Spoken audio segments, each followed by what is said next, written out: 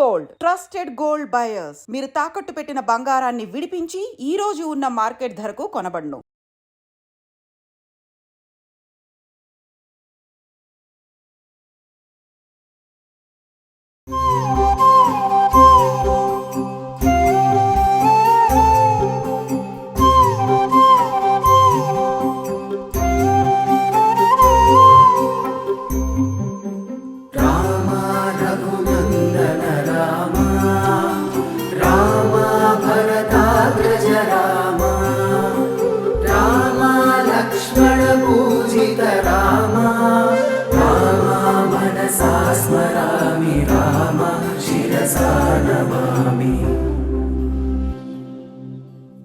నమస్కారం, welcome to I dream ధర్మ మార్గం విత్ విజిత కార్యక్రమానికి స్వాగతం.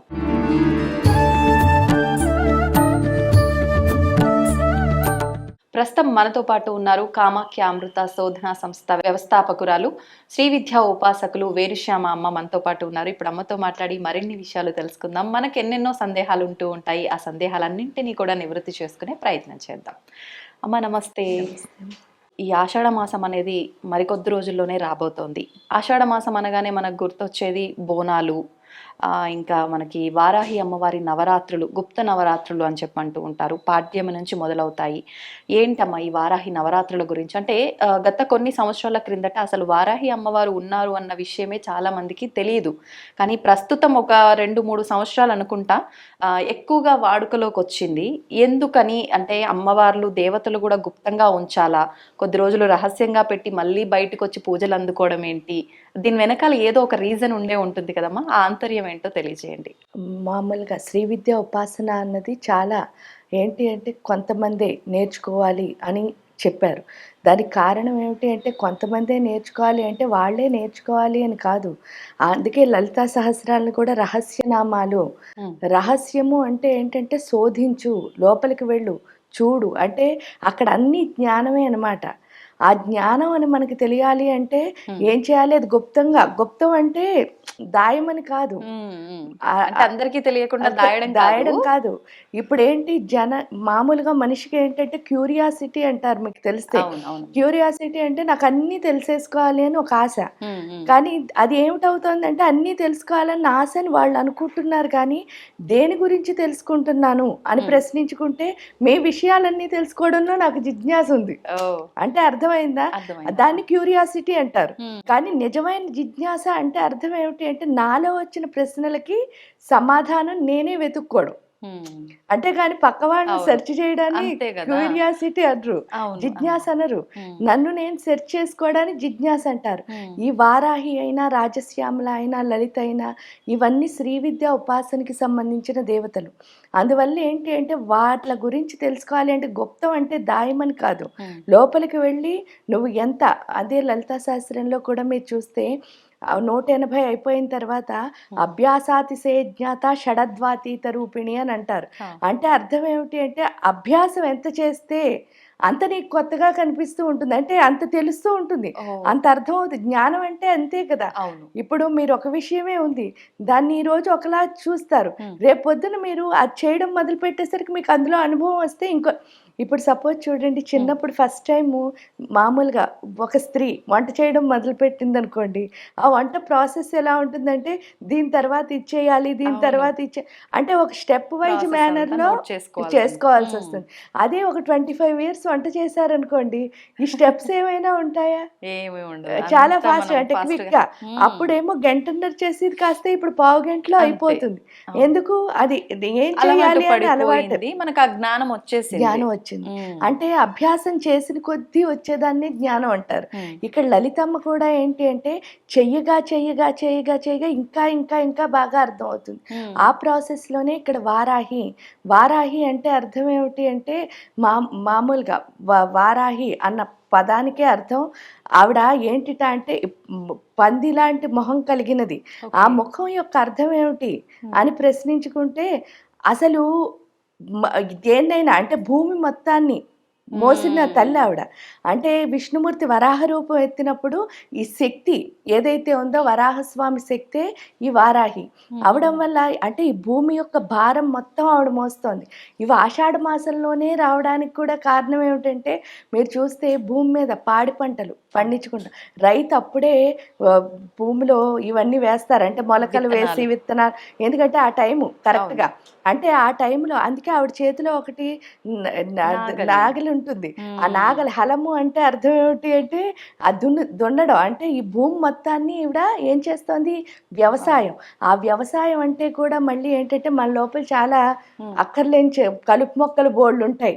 ఆ కలుపు మొక్కలన్నిటినీ ఏం చేస్తుంది? ఈవిడ తీసేస్తుంది, ఏరిపారేస్తుంది. అందుకని దాన్ని గుప్త నవరాత్రులు అని చెప్పడానికి, అంటే మన లోపల ఉన్న కలుపు మొక్కలన్నిటినీ తీసేసి ఈ పంటని, అందుకే లలితా సహస్రంలో కూడా ఒక నామం ఉంటుంది, మహాపద్మాటవి సంస్థ కదంబవన వాసిని. మహాపద్మాటవి అంటే ఏంటంటే 7 మహాపద్మాలు ఉన్నాయట. ఈ పద్మాలు కనుక ఓపెన్ అయ్యి ఉంటే మనకంటే మన దగ్గర ఎన్ని స్ట్రెంగ్త్లు ఉన్నాయో మనకి తెలుస్తుంది. అవే మొగ్గల్లా ముడుచుకుపోవడానికి కూడా కారణం ఏంటంటే మనం పుట్టినప్పుడు అవి ఓపెన్గానే పుడతాం, కానీ మన చుట్టూ ఉన్న వాతావరణాలు, పెరిగిన పరిస్థితులు, మనకు వచ్చిన ఫ్యామిలీ, లేకపోతే ఫ్రెండ్స్, పూర్వజన్మలో మనం చేసినవి, ఇవన్నీ కలిపి ఏం చేస్తామంటే అక్కర్లేనివన్నీ అంటించుకుని ఆ పువ్వుల్ని కాస్త మొగ్గల కింద మార్చేస్తాం. ఎందుకంటే మూసుకుపోతున్నాం. చుట్టూ ఏం చేస్తాం? చిన్న చిన్న మొక్కలన్నిటినీ పెట్టేసుకుంటున్నాం. ఆ మొక్కలు వచ్చేసరికి పువ్వు ఇలా విచ్చుకోవడానికి అవకాశం లేక అది బడ్లా అయిపోతుంది, మొగ్గలాగా. ఎప్పుడైతే మొగ్గలా అయిపోయిందో మనకేంటి అంటే పూర్తిగా మన దగ్గర ఉన్న స్ట్రెంగ్త్లన్నీ మనమే ఏం చేస్తున్నాం? వీక్నెస్ మార్చుకుంటున్నాం. అలాంటి వీక్నెస్లు ఉన్న స్థితిలో ఈవిడ శక్తి. అందుకే విశుక్ర ప్రాణహరణ వారాహి వీర్యనందిత. విశుక్రము అంటే ఏంటి? శుక్రము లేకపోవడం. శుక్రం అంటే ఏంటి అంటే మన స్ట్రెంగ్త్, అంటే తండ్రి యొక్క వీర్యంతోనే మనకి శక్తి అన్నది వస్తుంది. ఇక్కడ విశుక్రము అంటే ఆ శక్తి లేకపోవడం. ఈవిడ ఏం చేస్తుంది? ఆ శక్తి లేని తనాన్ని ఏం చేసింది? తీసేసి ప్రాణహరణ. అప్పుడు మనకి ఏమొస్తున్నట్టు? ఆటోమేటిక్ గా మనకి ఎనర్జీ వచ్చేస్తుంది. అంటే ఆ శక్తినిచ్చే తల్లే ఈ వారాహి.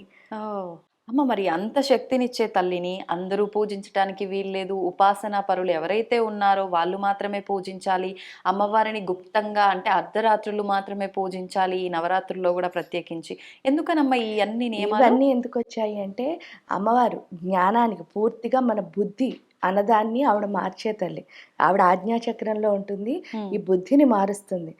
అందువల్ల ఏంటి అంటే అందుకే ఆవిడ కాశీకి క్షేత్రపాలిక వారాహి. పొగలు క్షేత్రపాలకుడి కింద కాలభైరవుడు ఉంటే రాత్రి ఈవిడ మొత్తం కాశీ క్షేత్రాన్ని కాపాడుతుంది. అందుకని రాత్రి ఉపాసన చేయమంటారు. ఎందువల్ల అంటే ఆవిడ మెళుకుగా సంచరిస్తూ ఉన్న టైంలో చేస్తే ఆ శక్తి ఇంకొంచెం ఎక్కువ వస్తుంది కాబట్టి రాత్రి చేయమని చెప్పడానికి రీజన్ అది. కానీ చాలా మంది ఏమంటారు అంటే మనం సాధారణంగా చూస్తుంటాము క్షుద్ర పూజలు, తాంత్రిక పూజలు లాంటివే రాత్రి సమయంలో ఎవరికి తెలియకుండా చేస్తారు. కాబట్టి వారాహి అమ్మవారి పూజలు ఈ సమయంలో చేస్తున్నారు అనగానే ఇంకా ఈ అమ్మవారిని అందరూ పూజించొద్దు, ఇది తాంత్రిక విధానము, ఈ రకంగా ఒక పోకడలోకి వచ్చేసారమ్మా. అంతే కదా? అంతే. కానీ తంత్ర అంటే కూడా తప్పు కాదు అసలు అర్థం. అవునా? తంత్ర అన్న పదానికి అర్థం ఏమిటి అంటే తంత్ర అంటే టెక్నిక్ అని అర్థం. ఇప్పుడు మీరు ఒక పని చేస్తున్నారు, ఆ పని చేసే విధానం ఏదైతే ఉందో దాన్నే తంత్రం అంటారు. మీకు ఎగ్జాంపుల్ చెప్తాను. ఇప్పుడు సపోజ్ మనకు ఆకలేస్తోంది, అన్నం తిన్నాం. ఇప్పుడు నాకు ఆకలేస్తే నేను అన్నం తింటే నాకు కడుపు నిండుతుంది. కానీ నాకు ఆకలేస్తోందని చెప్పగానే మీరు అన్నం పెట్టుకు తిన్నారనుకో ప్లేట్లో, నా కడుపు నిండుతుందా? నిండదు.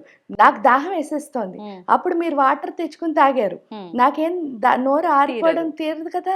అంటే అర్థం ఏమిటి అంటే ఈ ఆకలేసినా దాహం వేసినా ఈ సృష్టిలో ఇంకా ఏ ఎమోషన్ వచ్చినా సరే మీరు చేస్తే నాకేమీ ఫలితం రావటం లేదు. కానీ ఒక్క పూజ ఒక్కటే మీరు చూస్తే ఇప్పుడు మీ పేరుతో నేను చేసినా సరే మీకు ఫలితం వస్తుంది. అవును. అంటే అర్థం ఏమిటి? ఆ టెక్నిక్ అనమాట. అంటే నేను మంత్రం చదువుతున్నాను, నేను పూజ చేస్తున్నాను, కానీ మీ పేరు మీద చేసేసరికి మీకు ఆ శక్తి ఏమవుతుంది? ఆ డైవర్షన్ ఏదైతే మంత్రం అలా కాకుండా నాకు నేను చేసుకున్నా సరే, ఇప్పుడు సపోజ్ నేను ఏ యంత్రానికో పూజ చేస్తున్నా, ఏ హోమమో చేస్తున్నా, కానీ అక్కడ ఏమైనా మార్పు వస్తుందా? లేదు. అంటే ఈ యంత్రంలో ఏమైనా మార్పు వస్తుందా? అవే కనిపిస్తాయి అవును. మళ్ళీ. అక్కడ హోమం చేసినప్పుడు కూడా అదే కనిపిస్తుంది. కానీ మార్పు ఎవరి లోపల వస్తుంది? ఒక ప్రశాంతత అనుకోండి, ఆత్మశక్తి పెరగడం అనుకోండి. ఇవేవైనా ఎవరిలో మార్పు ఎవరి వస్తుంది? కోసం పూజ ఇట్లా చేస్తున్నామో వాళ్ళలో. వాళ్ళలో. నా కోసం చేస్తే నాలో వస్తుంది, మీకోసం చేస్తే మీలో వస్తుంది. అవును. ఆ టెక్నిక్ ఏదైతే ఉందో దాన్నే తంత్రము అని పిలుస్తారు. ఓకే. ఓకే. అంతే తప్ప తంత్ర అంటే బ్యాడ్ వర్డ్ కాదు. అదొక పెద్ద శాస్త్రం. అంటే వేదం ఎలా ఉందో తంత్రశాస్త్రం కూడా అలాగే ఉంది. ఈ ఏంటంటే కొన్ని వేదంలో ఉన్న ఆచారాలు అవి చేయలేని వాళ్ళు ఎవరైతే ఉంటారో వాళ్ళు దీన్ని ఫాలో అవుతారు. కాకపోతే ఇవన్నీ కూడా మళ్ళీ ఎలా ఉంటాయంటే మనం పూర్వజన్మలో చేసిన సాధనలు బట్టి. రియల్‌గా చెప్పాలి అంటే శ్రీ విద్యా ఉపాసన మొత్తం తంత్రశాస్త్రమే. ఎందువల్ల మీరు యంత్రానికి పూజ చేస్తున్నారు. ఆ యంత్రానికి ఏం మార్పు రావటంలే. మార్పంతా వస్తున్నది మీ లోపలే. అంటే అర్థం ఏమిటి అంటే ఇక్కడ మంత్రం చదువుతూ అక్కడ యంత్రం మీద మీరు పువ్వులు పెడుతూ ఉంటే మార్పు ఎక్కడొస్తోంది అంటే మీ లోపల మీ సూక్ష్మదేహంలో మార్పు వస్తుంది. ఈవెన్ మంత్రం చదివినా సరే మీరు జపం చేస్తూ ఉంటున్నారు. మార్పు ఎక్కడొస్తోంది? ఆ సూక్ష్మదేహంలోనే ఆ దేవత యొక్క ఆకారం ఏర్పడుతోంది. అంటే అర్థం ఏమిటి అని అంటే దాన్ని ఆ టెక్నిక్ ఏదైతే వాళ్ళు పెట్టారో ఆ టెక్నిక్‌నే ఎందుకంటే మిగతాది ఏదైనా సరే ఇప్పుడు ఎగ్జాంపుల్సే దాహం వేస్తే నేనే తాగాలి. అవును. కానీ మీకు దాహం వేస్తే మీకు బాగోకపోతే నేను చేస్తే మీకు వర్క్ అవుతోంది కదా! అవును. అమ్మ ఇప్పుడు మీరన్నట్టుగా ఎవరికి ఆకలేస్తే వాళ్ళే భోజనం తింటే వాళ్ళ కడుపు నిండుతుంది అని చెప్పి. వాస్తవం అది. కానీ పూజ విషయానికొచ్చేసరికి నా తరఫున మీరు పూజ చేసినా, నాకు సంబంధమే లేకున్నా నేనక్కడ పార్టిసిపేట్ చేయకపోయినా, మీరు చేసే దాని వల్ల ఆ ఫలితం నాకుంటుంది. ఎంతవరకు ఉంటుందమ్మా ఆ ఫలితం? అంటే నేను స్వతహాగా చేసుకున్నంత ఫలితం మీరు నా తరఫున చేస్తే ఉంటుందా? ఎప్పుడైనా మన సొంతంగా చేసుకున్న దానికి ఎందుకు అంటే సాధన అని అందుకే అంటారు. నిజంగా మనలో మార్పు రావాలంటే మనమే చేయాలి. కానీ కామ్యార్థం చూడండి ఇప్పుడు నాకేదో బాలేదు అది చిన్న విషయం. అవును. ఎందుకంటే నేను మారడం అన్నది చాలా పెద్ద పెద్ద విషయం. విషయం. నాకు ఈ పని అవ్వాలి చిన్నగా. అప్పుడు ఏంటి అంటే ఉపాసకులతోనో లేకపోతే ఎవరైనా మీకు తెలిసిన పురోహితులతోనో చేయించుకోవడము అన్నది మీ యొక్క అంటే నాకు ఇది అయిపోవాలి వెంటనే. అంతే. దానికి తోడు మానవుడు ఈ భూమి మీద ఉన్నంత కాలం కామిగాక మోక్షగామిగాడు. ఎందుకు అంటే మోక్షం కావాలని కోరుకోవడం కూడా కోరికే. కోరికే. అది వాస్తవం అమ్మ. అర్థమైందా? అవును. అంటే నాకున్న కోరిక ఎంత? ఇప్పుడు సపోజ్ చూడండి స్వార్థంతో కొన్ని కొన్ని కోరికలు ఎలా ఉంటాయంటే ధర్మంగా అంటే చూడండి నా పిల్లలు బాగోవాలి, నేను బాగోవాలి, నా ఫ్యామిలీ ఇదంతా ఏంటంటే స్వార్థపూరితమే. అలా కాకుండా ప్రపంచం బాగోవాలి అనుకోవడం కోరికే అది కూడా. కానీ కొంచెం పెద్దది అందరూ బావుంటారు కదా దానివల్ల. అంతే.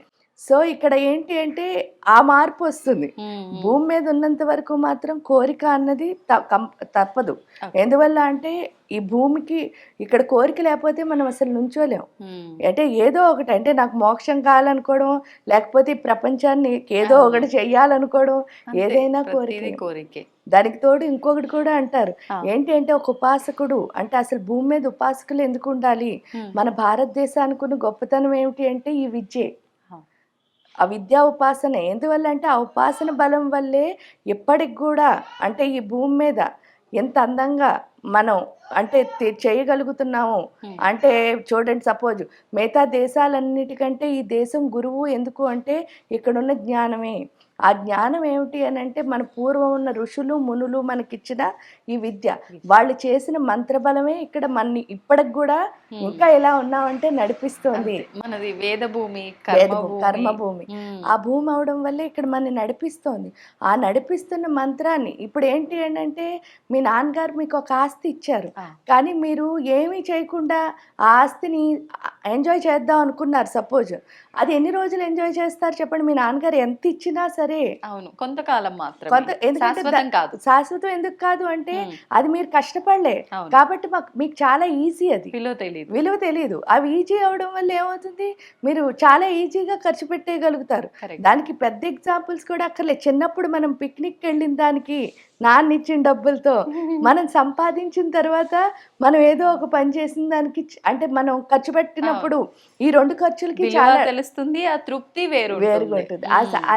అది రావాలి అంటే మాత్రం ఖచ్చితంగా సొంత సాధన అన్నది 100% అవసరం. ఉమ్, అందుకే సాధకులు ఎప్పుడు కూడా భూమి మీద ఉండాలి. ఆ, పైగా ఈ సాధకులు ఉండడం వల్ల ఏంటి అంటే ఇప్పటి వరకు మన ఋషులు మునులు ఏదైతే ఈ భూమికి ఇచ్చారో ఉమ్, దాన్ని వీళ్ళు, అందుకే ఒక ఉపాసకుడు భూమి మీద ఉంటే ఉమ్, వాడు ఎలాగంటే ఒక సైనికుడి కింద లెక్క అంటారు. ఆ, ఎందుకు అంటే మీ సరిహద్దుల్లో ఉండి సైనికులు ఎలా కాపాడుతాడో ఉపాసకుడు ఎక్కడున్నా సరే మొత్తం అన్ని దేశాలని కాపాడుతాడట. అవును. అంటే ధర్మం కోసం వాళ్ళ పోరాటం వాళ్ళు చేస్తూ ఉంటారు. మనకు అందరినీ అంటే ఎన్నో ప్రకృతి విపత్తులు జరుగుతూ ఉంటాయి. కొన్ని సందర్భాల్లో వాటి కోసం వాళ్ళు తపన పడుతూనే ఉంటారు. ఏదో ఒకటి చేస్తూనే ఉంటారు. మనం ఇవన్నీ వింటూనే ఉంటాం కదమ్మా. ఉమ్. అమ్మ, నాకు ఒకటి అడగాలనిపించింది. ఎట్లా ఉపాసకులు వీళ్ళ గురించి మాట్లాడుతున్నాం కాబట్టి, ప్రత్యేకించి ఎంతో మంది ఉపాసకులు ఉంటారు. కానీ శ్రీ విద్యా ఉపాసకులు అనేసరికి నేను చూసినంత వరకు వాళ్ళలో ఆ నిదానం కానివ్వండి, ఆ మాట్లాడే ప్రతి విషయంలో కానివ్వండి, వాళ్ళ ప్రతి కదలికలో కానివ్వండి, ఆ నిదానము, ఆ నెమ్మది అదంతా కూడా స్పష్టంగా అర్థమైపోతుంది. అది ఆటోమేటిక్గా అలా వచ్చేస్తుందా అమ్మ? ఎందుకంటే అమ్మవారిని మరాళి మందగమన అని పిలుస్తారు. ఆ, ఆ నామం చాలా అందంగా ఉంటుంది మీరు చూస్తే. ఆ, మరాళి అంటే మందగమన అంటే ఏంటంటే చాలా నెమ్మదిగా, అంటే చాలా నెమ్మదిగా నడుస్తుంది, అంటే వయ్యారంగా. ఆహా, ఆ వయ్యారం నెమ్మది అంటే అర్థం ఏమిటి అంటే ఆవిడ స్టైల్గా నడుస్తుందని కాదు. ఉమ్, ఉమ్, లోపల ఏంటంటే బోల్డంత సంసారం ఏంటి, అవును. మనకు వచ్చే ఆలోచనలతోనే మనం చాలా దెబ్బలాడుకుంటాం, యుద్ధాలే జరిగిపోతాయి లోపల. అంటే పక్క వాళ్ళతో యుద్ధం చేయక్కర్లే, అవును. మన మనలో లోపల మనమే. జరిగే యుద్ధమే చాలా పెద్దది. వాస్తవం. ఇలాంటి యుద్ధం ఏదైతే ఉందో, మందగమన అంటే హంస అని అర్థం. ఉమ్, హంసకు ఒక లక్షణం ఉంటుందిట. ఉమ్, ఆ లక్షణం ఏమిటి అంటే సముద్రం మీద వదిలేసినా సరే, నార్మల్గా ఎవరైనా సరే, మన ఇప్పుడు సముద్రంలో స్నానం చేయడానికి వెళ్ళాం, ఆ, వెళ్తే ఆ అల రాగానే మనం ముందుకో వెనక్కో వచ్చేస్తాం. ఊగుతాం, అంటే వెళ్ళిపోవడం. కానీ ఇక్కడ హంసకి ఒక్కదానికే, అంటే జీవుల్లో హంసకి ఒక్కదానికే ఉన్న స్పెషల్ క్వాలిటీ ఏమిటి ఆ వేవ్ మీద దాన్ని పెట్టినా సరే ఉమ్. వేవ్ కదలాలి తప్ప హంస కదలదుట. అంటే ఓ, అంత బ్యాలెన్స్. దానికి అదేమైనా వరమా అమ్మ? అంటే దానిలో ఉన్న బ్యాలెన్స్ అలాంటిది, అసలు ఓకే. ఇంబ్యాలెన్స్ లేదనమాట. ఆ, ఎవరికైతే ఇంబ్యాలెన్స్ ఆఫ్ ఎమోషన్స్ ఉంటాయో వాళ్ళు అంతే నిశ్చలంగా ఉంటారు, అది ఉమ్, ఇస్తుంది అని అర్థం. ఎప్పుడైతే శ్రీ ఓకే, విద్యా ఉపాసకులు అంటే అర్థం ఏమిటి అంటే వాళ్ళు ఆల్రెడీ అమ్మతోనే ఉంటారు కాబట్టి ఉమ్, ఆ అమ్మ తత్వం ఎప్పుడైతే లోపలికి వచ్చిందో ఈ మరాళిగా అంటే ఈ బిజినెస్ అంతా ఆగిపోతుంది. ఆ ఓకే. వ్యవసాయం ఏంటంటే మనతో మనమే పోట్లాడుకుని వ్యవసాయం అంతా ఆగిపోయి ఉమ్, ఇంకా విశ్లేషణ అన్నది ఉండదు. ఆ, నార్మల్గా ఏంటంటే శ్రీ విద్యా ఉపాసకులకి ఫస్ట్ చెప్పే కొన్ని రూల్స్లో ఫస్ట్లో చెప్పే రూల్స్లో ఒకటి ఉంటుంది ఏంటంటే విశ్లేషణారహిత జీవితం ఇది శ్రీ విద్యా సాధనం అని. ఉమ్, విశ్లేషణారహిత జీవితం అంటే అర్థం ఏమిటి అంటే దేన్ని విశ్లేషించకూడదు, ఆ, నీకు ఎలా వచ్చిందో అలా యాక్సెప్ట్ చేయాలి. ఉమ్, ఉమ్, అది నచ్చచ్చు నచ్చకపోవచ్చు. ఉమ్. అంటే ఇది ఇలా ఎందుకుంది, ఆ, ఇది నాకొద్దు, ఆ టైప్ లో ఆ టైప్లో ఉండకూడదు. ఉండకూడదు. అంటే ఇప్పుడు ఇవన్నీ టీచర్సే. ఉమ్, నా దగ్గరికి ఎవరు వచ్చినా నా టీచరే, నా గురువే. నా గురువు అయినప్పుడు ఆ గురువు ఎలా వచ్చినా నేను యాక్సెప్ట్ చేయాలి కదా. అవును. అంటే ఇప్పుడు ఒక మానవుడి రూపంలో రావచ్చు, ఉమ్, లేకపోతే ఒక చూడండి పులి, సింహం, అంతే. లేకపోతే ఏనుగు, ఆవు, ఏ రూపంలో అయినా పక్షి ఎలా వచ్చినా. మానవుల్లో కూడా కొంతమంది ప్రేమగా వచ్చి పలకరించవచ్చు, ఉమ్, మంచిగా బుజ్జగించి చెప్పేవాళ్ళు ఉండొచ్చు, అవును. కొంతమంది తిట్టేవాళ్ళు ఉండొచ్చు, ఉమ్, కొంతమంది చాలా కోప్పడే వాళ్ళు ఉండొచ్చు, అవును. కొంతమంది జలసీ పడేవాళ్ళు ఉండొచ్చు. ఉమ్, ఏ రూపంలో వచ్చినా సరే ప్రతి దాని నుంచి నేను చేయాల్సిన పని మాత్రం ఉమ్, ఏమిటి అంటే నేర్చుకోవడం అన్నది శ్రీ విద్యలో నేర్పుతారు. అందువల్ల ఏంటంటే శ్రీ విద్యలో ఒకటి ఎన్నిసార్లు చూసినా సరే ఉమ్, ఒక పరిస్థితిని, అంటే ఇప్పుడు మీరు నేను బోల్డ్ సార్లు కలవచ్చు, అవును. కానీ ఫస్ట్ టైం కలిసినప్పుడు మన ఇద్దరి ఫీలింగ్స్ ఎలా ఉన్నాయో ఉమ్, మనం టిల్ ఎండ్ వరకు అలాగే ఉండాలి. ఉమ్, ఎందుకు కలిస్తే ఉండవు అని అంటే మన ఇద్దరం ఏదో ఒకటి మాట్లాడుకుంటూ ఉంటాం. అవును. అప్పుడు నాకు కొన్ని అర్థం అవుతాయి, మీకు కొన్ని అది ఎప్పుడు అర్థమైందో నా మైండ్లో ఏం మొదలవుతుంది, ఈవిడంటే ఇది ఆ, అని ఎప్పుడు మొదలైందో Judge నెక్స్ట్ టైం చేయగలుగుతాం. మీతో మాట్లాడితే ఆ జడ్జిమెంట్ వచ్చేస్తుంది. ఉంటుంది. అది రాకూడదు. ఉమ్, ఎప్పుడు ఫస్ట్ టైం మిమ్మల్ని అమ్మలా చూసినప్పుడు చివరి అంటే మన చివరి వరకు మనం ఎప్పుడు అమ్మలాగే ఉండాలి తప్ప ఇంకోటి మన మధ్యలో రాకూడదు. అంటే దానికి ఏకైక సాధనం శ్రీ విద్య. అది. అద్భుతం అమ్మ, నిజంగా అది ఆవిడ ఒక్కరే నిజంగా చాలా చక్కగా అనిపిస్తుంది ఆ భావన. ఈ శ్రీ విద్యా ఉపాసకులతో మాట్లాడుతున్నప్పుడు స్వంత వాళ్ళతో నిజంగా మీరు అన్నట్టుగా అమ్మతోటే మాట్లాడుతున్నాము అని, అక్కడ మగవారే ఉండని ఆడవారే ఉండని అమ్మతో మాట్లాడుతున్నాం అనే ఫీలింగే వస్తుంది. అంటారు కదా అమ్మ ఆ లాలన అదంతా కూడా ఎవ్వరికి రాదు అని, కానీ ఇది ఇక్కడ బ్యాలెన్స్ అవుతుందేమో అనే అంత భావన కలుగుతుంది నిజంగా. అమ్మ, మళ్ళీ మనం వారాహి అమ్మవారి టాపిక్ వస్తే, ఇప్పుడు ఎలాగూ మనకు నవరాత్రులు రాబోతున్నాయి. దశమహావిద్యలలో ఒకరే వారాహి అమ్మవారా, లేదు అని అంటే సపరేట్గానా? ఈ వారాహి అమ్మవారిని మనం ఈ గుప్త నవరాత్రుల్లో ఏ రకంగా ఆరాధించాలి? ఇందాక మీరు అన్నారు మనకు ఒక ధైర్యం, ఒక శక్తి రావాలి అని అంటే అమ్మవారిని మనం ఆరాధించాలి, మనలో ఉన్న ఆ దుర్గుణాలు బయటికి తీసేసేది వారాహి అమ్మ. ఇంకా ఎటువంటి వాటికి మనం ప్రత్యేకించి, అంటే పలానా ఒక సమస్యతో వీళ్ళు బాధపడుతున్నారు అని అంటే దానికి మనం వారాహి అమ్మవారిని కనుక ఆరాధిస్తే బాగుంటుంది. అది ప్రత్యేకించి అమ్మవారి నవరాత్రులు ఎలాగో వస్తున్నాయి కాబట్టి అప్పుడు ఎలా ఆరాధించవచ్చు అంటారు? వారాహి అంటే కిరిచక్ర రథారూఢ దండనాథ పురస్కృత. ఈ కిరిచక్రము అంటే అర్థం ఏమిటి అంటే మన ఈ ఆజ్ఞాచక్రం సహస్రార ఏదైతే ఉందో, ఎందుకంటే థాట్స్ అన్నవి ఎక్కడి నుంచి వస్తున్నాయి అంటే ఈ 2 చక్రాల్లోనే ఉంటాయి ఆలోచనలు. ఈ దండనాథుడు అంటే అర్థం ఏమిటి అంటే చాలా మంది రాక్షసులు ఎక్కడున్నారు, ఈ లోపలే. మనకు వచ్చే ఆలోచనే రాక్షసుడు. అంటే ఈ చెడ్డ ఆలోచనలు తీసేసి మంచి ఆలోచన ఎవరైతే ఇస్తారో అదే వారాహి. ఎందుకు అంటే మనకి బుద్ధి ఫస్ట్ పనిచేయకపోతే ఏంటి అంటే మానవుల్లో దృష్టిలోపం ఉంటుంది. ఆ దృష్టిలోపం అంటే ఏంటంటే ప్రతి దాన్ని కూడా ఏమనుకుంటాం అంటే నేనేమనుకుంటే అదే వాళ్ళు అని మనకి ఒక ఐడియా వచ్చేసి ప్రతిదానికి అలా చేయడం వల్ల సిచ్యువేషన్ ని మనం ఎంజాయ్ చేయలేం. అంటే ఏ సిచ్యువేషన్ ని ఎంజాయ్ ఎందుకు చేయలేమంటే వాళ్ళే, ఇప్పుడు నేను మిమ్మల్ని ఒకలా అనుకున్నాను అనుకోండి, మీరు నాతో ఎంత ప్రేమగా బిహేవ్ చేసినా నేను అనుకున్నదే నాకు కనిపిస్తుంది తప్ప ఈ ప్రేమ అసలు కనిపించదు. ఎందువల్ల అంటే నేను ఆల్రెడీ అనేసుకున్నాను కాబట్టి. ఇక్కడ వారాహి ఏం చేస్తుందంటే మనలో ఉన్న కన్ఫ్యూజన్ ఏదైతే ఉందో ఆ థాట్ కన్ఫ్యూజన్ అన్నది తీసేస్తుంది. ఎప్పుడైతే తీసేసిందో మనకు ఒక క్లారిటీ అన్నది లైఫ్ లో వస్తుంది. అప్పుడు ఏం అర్థమవుతుంది అంటే వన్నెస్. అసలు ఇది ఇక్కడ ఇది 2 లేవు, ఇదంతా ఒక్కటే. ఎప్పుడైతే ఒక్కటని అర్థమైందో అప్పుడు నన్ను నేను జడ్జ్ చేసుకోను, నా గురించి నేను తప్పుగా అనుకోను, నా గురించి నేను అంటే ప్రేమే కదా నన్ను నేను ఎప్పుడైతే ఆ యాక్సెప్టెన్స్ అన్నది వచ్చిందో ఇంకా తర్వాత నుంచి మనం ఏం చేసినా సరే. ఎందువల్ల అంటే వారాహి అంటేనే మనలో ఉన్న ఆలోచన అన్నదాన్ని మారుస్తుంది, అంటే బుద్ధిని మార్చేస్తుంది. ఆ బుద్ధి ఎప్పుడైతే మారిందో మనం అనుకున్నవన్నీ చాలా గొప్పగా ఉంటాయి. ఎందువల్ల మన బుద్ధి మారితే చాలు. బిగ్ థాట్ అంటారు, అంటే థింక్ బిగ్ అంటారు చూసారా. ఆ థింక్ బిగ్ అన్నది మీకు ఎప్పుడైతే పెద్ద పెద్ద ఆలోచనలు మీ మెదడులో వచ్చాయో మీ వల్ల ప్రపంచానికి శాంతి అందుకే ఆవిడ, మీరు మళ్ళీ అడిగారు దశమహావిద్యల్లో ఈవిడ ఒక్కరా అని, కానీ ఈవిడ శ్రీ విద్యా ఉపాసనలో వస్తారు. దశమహావిద్యల్లో బగళాముఖి ఎనర్జీ ఈవిడది ఇంచుమించు ఒక్కటే, కానీ బగళాముఖి ఈవిడ అంటే ఆవిడకి బగాళాముఖి అని పెట్టారు, ఈవిడికి ఇది పెట్టారు. ఆ 2 ఒక్కటే నిజం చెప్తే, శక్తి ఒక్కటే, పేరు వేరు. బట్ శ్రీ విద్యా ఉపాసనలోనే వారాహి అమ్మవారు వస్తారు. దశమహావిద్యల్లో ఉందా అంటే అక్కడ బగళాముఖి కింద కొలుస్తాం, శ్రీ విద్యా ఉపాసనకు వచ్చేసరికి ఈవిని వారాహి అని మనం పిలుస్తాం. ఏదైనా కూడా 2 ఒక శక్తి. అమ్మ ఏంటి అంటే కాలస్వరూపిణి, అందుకనే ఆజ్ఞాచక్రంలో ఉంటుంది. కాలస్వరూపిణి అయ్యుండి మన ఏంటి అంటే వర్తమాన కాలంలో అంటే టైం విలువ నార్మల్గా ఏంటంటే మనిషి ఎందుకు వెనక్కి వెళ్తాడు అంటే టైం విలువ తెలియక. ఆ టైం విలువ ఎందుకు లేదండి, నాకు బోల్డ్ అంత విలువ ఉంది అనుకుంటాం, కానీ మనం అయితే భూతకాలం లేదా భవిష్యత్ కాలం, ఆ 2 కాలాల్లో ఉండడం వల్ల ఏమవుతుంది అని అంటే వర్తమాన కాలాన్ని మనం మిస్ అయిపోతున్నాం. అంటే టుడే మనకి లేదు, టుడే ప్రస్తుతాన్ని మనం కోల్పోతున్నాం. ఎప్పుడు కోల్పోయాం? ఎంజాయ్మెంట్ లేదు. ఎందుకంటే మీరు ఇక్కడ కూర్చుని మన ఇద్దరం మాట్లాడుకుంటుంటే నేనేమో అయిపోయిన దాని గురించి ఆలోచించుకుంటా, లేకపోతే అమ్మో తర్వాత ఎలాగా అనుకున్నాను. ఈ 2 వల్ల నేను ఇక్కడ ఉన్నదాన్ని కాస్త ఏం చేస్తున్నాను, పాడు చేసేసుకుంటున్నాను. దానికి కారణం కూడా ఏం లేదు, మనందరం అమ్మ పొట్టలోంచి వస్తాం. చిన్న కథ ఇది, కాకపోతే మన జీవితంలో ఉన్న కథే. అందరం అమ్మ పొట్టలోంచి ఉన్నప్పుడు ఏమవుతుంది అంటే 9 నెలల కాలం ఇంత గుడ్డులా మొదలవుతున్నాం.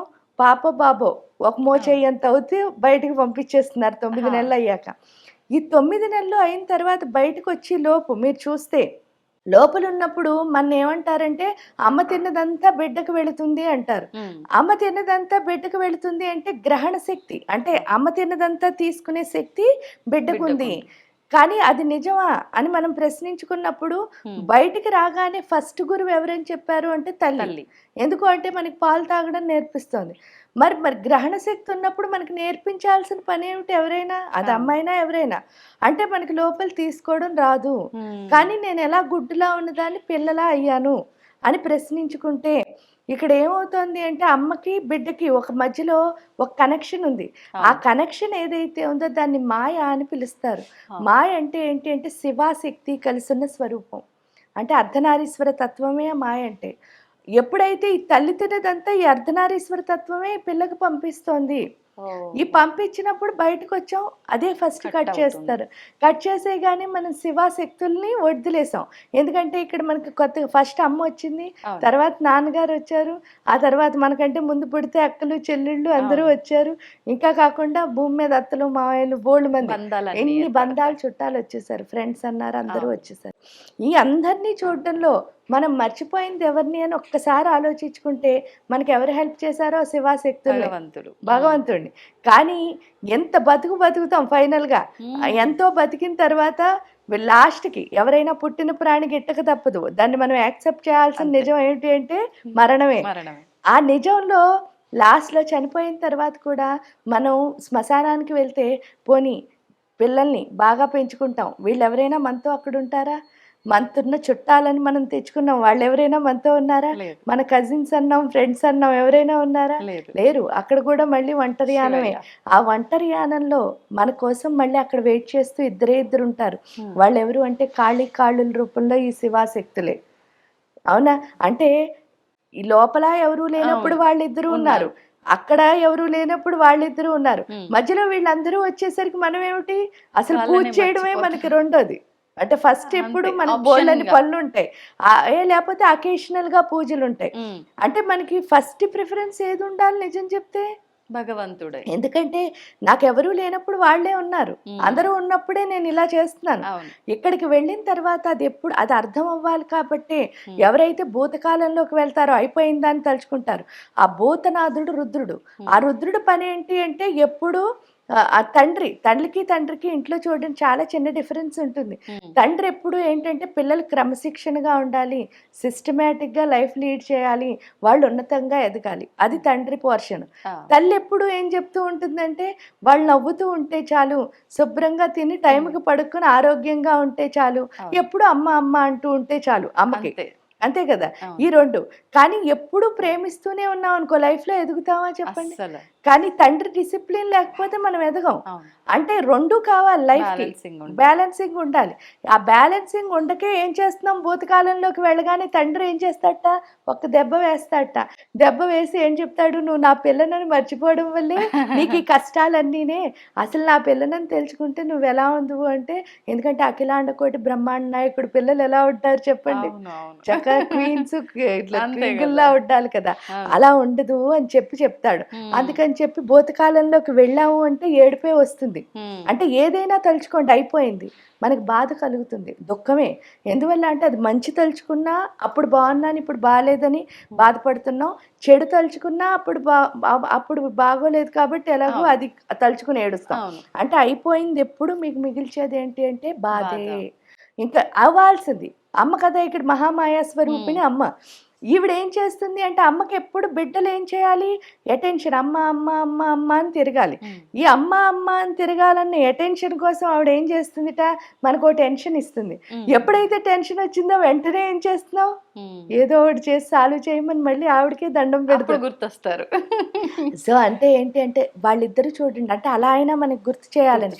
ఇక్కడ టెన్షన్ ఇవ్వడం ఒకటి, ఆ అటెన్షన్ ఎప్పుడు పూజ చేసి నాకు ఇది కావాలి అది కావాలి అని కోరికలు కోరుకోవడం ఒకటి అయితే, దానివల్ల మనకి ఏమవుతుంది అని ఒక్కసారి ఆలోచించుకుంటే రేపు గురించి మనం ఆలోచిస్తూ ఈ రోజును మనం ఏం చేస్తున్నాం, వదిలేస్తున్నాం. పోనీ రేపు వెళ్ళి రేపైనా ఈ రోజు ప్లాన్ చేసాం కదా, అదంతా ఇంప్లిమెంట్ చేస్తావా? లేదు. చెయ్యం, ఎందుకంటే అలవాటు ఇదే అయిపోయింది కదా, ఆలోచనలు. ఎల్లుండి కోసం ఆలోచిస్తాం. అంతే. ఇంకా అలా ఒకరు అంటే రేపు రేపు రేపు రేపు అని Postpone. ఆలోచించడంలో ఈ రోజులన్నీ మనం మిస్ చేసుకుంటున్నాము.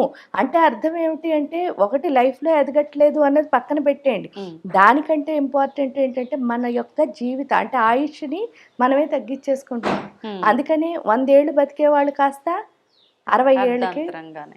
60 ఎందుకల్లా ఎక్కువ ఎంత రేపని టెన్షన్ పడతాం అంటే భవిష్యత్తు గురించి ఎంత ఆలోచిస్తామో అంత ఆయుష్ అన్నది తగ్గిపోతుంది. అంటే ఇక్కడేమో ఏడుపు వస్తుంది, ఇక్కడ ప్రాణమే పోతుంది. అవును. ఆ రెండు కనుక మనకు అర్థమైతే బుద్ధిగా ఉండాల్సిన కాలం ఏమిటి అంటే వర్తమాన కాలం. ఎప్పుడైతే వర్తమాన కాలంలో ఉన్నామో ఆ శివ శక్తులు ఇద్దరు అర్ధనారీశ్వర తత్వంతో మనతో కలిసి ఉంటారు. అదే యాదేవి సర్వభూతేషు వృత్తి రూపేణ సంస్థ. అంటే అర్థం ఏమిటి అంటే ప్రతి క్షణం మనం చేస్తున్న పనే మనకి దైవం. ఇక్కడ వారాహి అమ్మవారు ఏం నేర్పిస్తుంది అంటే, మీరు ఏ పని చేస్తున్నారో ఆ పని దైవంలా భావించడం. మీరు ఎప్పుడైతే దైవంలా భావించి ప్రతి క్షణం ఆ పని చేయడం మొదలుపెట్టారో, అది ఏ పనైనా అవనివ్వండి, పూజ అవ్వక్కర్లే, ఏదైనా దేవుళ్ళలా భావించి చేయాలి. మీరు చేస్తున్న వృత్తే మీ దేవుడు, ఎందుకంటే మీకు అన్నీ ఇస్తోంది కదా. అది కనుక మనకు అర్థమయ్యి ఈ క్షణం నుంచి ప్రతి క్షణాన్ని వాడుకుంటూ ఎవరైతే వెళ్తారో వాళ్ళు లైఫ్లో టైర్డ్ అవరు. అంటే అంత ఉత్సాహం వస్తుంది. అంటే మీరు పని చేసిన కొద్దీ చెయ్యాలని ఉత్సాహం రావడమే జ్ఞానంలో ఉంది. అప్పుడు ఆ ఉత్సాహం ఎప్పుడైతే వచ్చిందో అదే పార్వతీదేవి యొక్క తత్వం. అప్పుడు ఆటోమేటిక్గా లక్ష్మీదేవి కూడా వస్తుంది. అంటే సరస్వతి, పార్వతి, లక్ష్మి ఈ ముగ్గురు వస్తారు వారాహి ఉపాసనలో. ఎప్పుడైతే వచ్చారో చక్కగా వర్తమాన కాలంలో ఉంటూ ప్రతి క్షణం హార్డ్ వర్క్ చేయాలి అని, అయ్యో 24 hours అయినా మనకి ఇచ్చారు, ఇంకో అవర్ ఉంటే బాగుండు అనిపించి అంతా ఎనర్జెటిక్గా తయారవుతాం వర్తమాన కాలంలో ఉంటే. అది వారాహి అమ్మవారు మనకి నేర్పిస్తారు. మనం వారాహి అమ్మవారిని ఆరాధించడం వల్ల సాక్షాత్తు ముగ్గురు అమ్మవార్లని ఆరాధించిన ఫలితం మనకు ఉంటుంది అని అర్థమవుతుంది. ఎలా ఆరాధించాలి? ఇక్కడ ఎలా ఆరాధించాలి అంటే, ఉపాసన పరంగా వారాహి ఉపాసన చేయాలి అనుకుంటే చక్కగా గురువులు ఉంటారు, వాళ్ళ దగ్గరికి వెళ్ళి ఆ ఉపాసన తీసుకుని ఆ మంత్రోపదేశం, ఇంకా వాళ్ళ అంటే మీరు ఇందులో మళ్ళీ 4 ఆచారాలు ఉంటాయి. ఈ ఆచారాల్లో ఏ ఆచారం గురువు మీకు దొరికితే ఆ ప్రకారం మీరు వాళ్ళు ఇచ్చిన మంత్ర సాధన ద్వారా వాళ్ళు ఇంకే సాధన చెప్తే ఆ ప్రకారం ఆ గురు పరంపరలో మీరు వెళ్ళొచ్చు. అలా కాదండి నేను చేయలేను అని అనుకున్నప్పుడు కవచం, సహస్రనామాలు, ఇలా అష్టోత్తరాలు అవి కూడా ఉంటాయి వారాహి అమ్మవారికి, అవి రోజు చేసుకోవచ్చు. అంటే వారాహి నవరాత్రుల్లోనే చేయాలి అని కాదు, నవరాత్రి ఆ టైం ఏంటి అంటే స్పెసిఫిక్గా వారాహి అమ్మవారి శక్తి అన్నది ఉంటుంది. ఎందుకు అంటే అది భూమి పంటలు పండే కాలం, అందులో ఒక ఋతువు నుంచి ఇంకో ఋతువుకు మారుతూ ఉంటాం. ఆ మారడం వల్ల ఏంటి అంటే ఆ టైంలో జలుబులు, జ్వరాలు ఇవన్నీ వస్తాయి. వారాహి అమ్మవారు స్పెసిఫిక్గా ఏంటి అంటే సప్త ధాతువుల్ని పరిరక్షిస్తుంది. ఈ మన లోపల ఉన్న 7 ధాతువుల్ని, ఈ 7 ధాతువులు ఎప్పుడైతే అంటే మీకు తెలుసు రక్తము, స్కిన్ను, ఎముకలు, మాంసము, ఆ మధ్య అంటే బోన్ మ్యారో, మేధస్సు, శుక్రము, వీటన్నిటిని ప్రొటెక్ట్ చేస్తుంది. 7టిని ఎప్పుడైతే రక్షణ ఇస్తుందో అంటే వాటి శక్తివంతం చేస్తుందో, ఎందుకంటే రక్తం చెడుగా ఉందనుకోండి, ఇప్పుడు మన లోపల ఉన్న రక్తమే చెడ్డగా ఉంటే ఏమవుతుంది అంటే హిమోగ్లోబిన్ తక్కువైంది, లేకపోతే అందులో ఏవో మంచి సెల్స్ లేవు ఇవన్నీ అంటారు కదా. ఎప్పుడైతే ఇంప్యూరిటీగా ఉందో రక్తం, మనలో కోరికలు అలా పుట్టగొడుగుల్లా పుట్టుకొచ్చేస్తాయి. అవి ఎప్పుడైతే పుట్టుకొచ్చాయో మనం శాంతిగా ఉండం, మన చుట్టూ ఉన్న ఎవరిని శాంతిగా ఉండలేవో, దానివల్లే మనకు అనవసరమైన జబ్బులన్నీ వస్తాయి. అదే విధంగా ఎముకల్లో ఏంటి అంటే చాలా మొండితనం ఉంటుంది. ఎందుకంటే అవి చనిపోయిన తర్వాత కూడా కాలని పదార్థం ఏదైనా ఉంటే అదే. అంటే అర్థం ఏంటి, మన నిప్పుల్లో పెట్టి కాల్చినా సరే మన ఎముకలు కాలటం లేదు మీరు చూస్తే. అంత మొండి, ఆ మొండితనం ఏదైతే ఉందో దానివల్ల మనం ఎప్పుడు సుఖంగా ఉండలేము. ఎందుకంటే మనం ఉండం నేను అన్నదే నెగ్గాలి అని ప్రతిసారి అన్నాం అనుకోండి, చాలా మందిని మనం ఇబ్బంది పెడతాం. వాస్తవం. సో అంటే ఒక్కొక్క ధాతు ఏది బాగోపోయినా సరే దానివల్ల మనకి జబ్బులు రావడానికి కారణం అదే. ఏంటంటే మన బిహేవియరే మనకి జబ్బుల్ని తెస్తుంది. దాన్ని మార్చుకోవాలి అంటే వారాహి. ఎందుకంటే వారాహి ఉపాసనలోనే ఈ 7 ధాతువులులో ఉన్న ఇంప్యూరిటీ పోయి అవి మొత్తం స్ట్రెంగ్త్, అంటే అవి ఎలా ఉండాలో అంత ప్యూర్గా ఉంటాయి. ఎప్పుడైతే ప్యూర్గా ఉంటాయి, అందుకే అమ్మవారిని ఓజోవతి అని పిలుస్తారు. ఓజస్సు అంటే అర్థం ఏమిటి అంటే మామూలుగా కళ, అంటే కళ కాదు, కాంతి అని అర్థం. అది ఏంటంటే మామూలుగా తేజస్సు అంటారు చూసారా, అలాంటిది కూడా కాదు, చాలా చాలా చాలా బ్రైట్గా, అంత కాంతివంతమైన, అంటే పూర్తి జ్ఞానంతో నిండిపోతుంది మొత్తం ఈ ఆజ్ఞా చక్రం అంతా. ఎప్పుడైతే జ్ఞానంతో ఉందో అప్పుడు అర్థమయ్యేది ఏంటి అంటే ఏ పుస్తకాలు చదివితే జ్ఞానం రాదు, మొత్తం పుస్తకం అంతా ఎక్కడుంది, లోపలే ఉంది. సాధన చేస్తే చాలు ఆటోమేటిక్గా వచ్చేస్తుంది, అది అక్కడ అర్థం అవుతుంది. అమ్మ వారాహి అమ్మవారికి కంద దీపం కూడా విశేషం అని చెప్పి విన్నాను, వాస్తవమేనా? దీపాలు ఏ దీపం అయినా గొప్పదే, ఎందుకు అంటే అసలు వెలిగించడమే గొప్పది. ఆవిడ ఏంటంటే జ్ఞానాన్ని వెలిగిస్తోంది మన లోపల. అవును. అందువల్ల ఏంటి అంటే నిజమైన దీపం అంటే కందని ఎందుకు పెడుతున్నారండి అంటారు చూడండి, అది ఈ ఆజ్ఞా చక్రానికి ప్రతీక. అందువల్ల ఏంటి అంటే ఆ గట్టితనం ఏదైతే ఉందో అది ఆజ్ఞా చక్రానికి వచ్చింది అనుకోండి, ఇప్పుడు చెప్పిన కాలం. రెండోది ఏంటి అంటే మనకి ఇందాక చెప్పాను బుద్ధి ఈ భూమితో ఉన్న, అంటే భూమి మీద ఉన్నంత వరకు చాలా మంది ఏంటి అంటే భూమితో సంబంధం అంటే వీళ్ళందరితో రిలేషన్లు పెట్టుకోవడం, లేకపోతే కోరికలు పుట్టడం, ఇది కాదు. భూమితో సంబంధం అంటే నేర్చుకో, ఓర్పుగా ఉండు. ఈ ఓర్పు నేర్చుకునే శక్తి అది రావాలి మన దగ్గర. అది వస్తే చాలు అన్నిటినీ మనం దాటేయగలం. ఆ యాక్సెప్టెన్స్ అన్నది అది వారాహి ఇస్తుంది. ఇదంతా అయిన తర్వాత మనకి తిథినిచ్చలు అంటారు, అంటే తిథులు ఉంటాయి. అంటే పాడ్యమి, విద్య, తదియ, చవితి, పంచమి అని చెప్పేసి ఈ తిథుల్లో ఇవి మంచి తిథులు, ఇవి చెడ్డ తిథులు అని మనం డిసైడ్ అయిపోతాం. అసలు మంచి చెడు అని ఉంటుందా? మంచి పక్కనే చెడు, కష్టం పక్కనే సుఖం. అంటే మంచి చెడు అన్నది దేంట్లో కనిపిస్తోంది మీరు చూసిందంటే భావన. ఇప్పుడు ఫస్ట్ ఆఫ్ ఆల్ ఒకటి ఈ దీపాన్ని నేను ముట్టుకోవాలనుకున్నాను, మీకు అది ఎలా అనిపిస్తుంది? చెడ్డగా అనిపిస్తుంది, కాలుతుంది, ఏంటి బుద్ధి లేదా, పట్టుకుంటోంది అని అనిపిస్తుంది. అప్పుడు మీరు వెంటనే ఏం చెప్తారు, అయ్యయ్యో ముట్టుకోకంటారు. ఇప్పుడు సపోజ్ చూడకుండా పోనీ అది వెళ్ళి దానిపైన పడుతోంది, అప్పుడు మీరు వెంటనే పరిగెట్టుకొచ్చారు. ఎందుకు ఆపుతున్నా? అది చూడడానికి చెడులా అనిపిస్తోంది, కానీ మంచా చెడా అని అన్నప్పుడు దీపం వెలిగించడం మంచిదే కదా. అంటే మంచి చెడు అనేది ఉండదు, అక్కడ పరిస్థితిని బట్టి మన ఆలోచన బట్టి అంతే. కాబట్టి ఫస్ట్ టైం వచ్చినప్పుడు అది చెడ్డగా అనిపించవచ్చు, కానీ అది పూర్తి అయ్యేసరికి అది మంచి అవ్వచ్చు.